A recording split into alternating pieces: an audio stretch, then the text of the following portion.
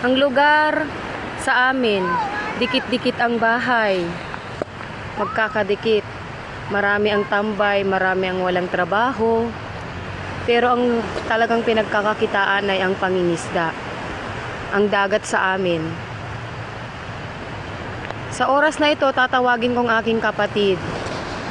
Na-realize ko na sa ating buhay pala, kailangan nating magbago.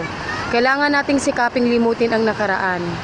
At napagtuunan ko ng pansin ang kapatid kong si Mimi na kung saan nagdadalaga na at heto't isip bata pa rin na nakikipaglaro sa amin lalong-lalo na sa dagat. Mimi, halika na! Naglalaro ka na naman dyan! Mamaya malunod kayo! Bilisan mo! Uwi na, may pupuntahan tayo! Mamaya malunod ka pa dyan, alam mong mabaho yung dagat dito. Ano? Uy! Dali lang.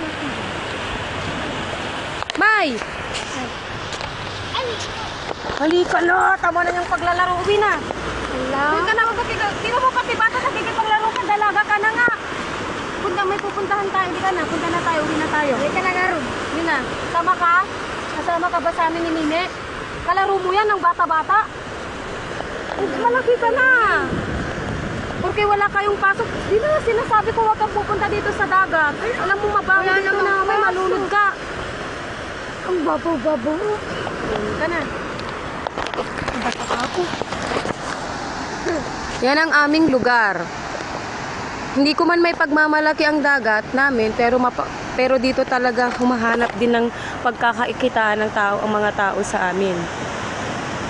Ang aming lugar na hindi ko pa rin ipagpapalit na kahit gaano ang kahirapan, ay masaya pa rin naninirahan lalo na't pagkasama ang pamilya.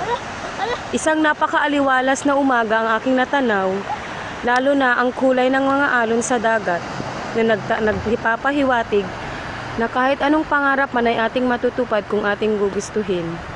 Salamat po sa panunood ng aking drama ng buhay na kung saan ako naman ay may natutunan. Magandang gabi.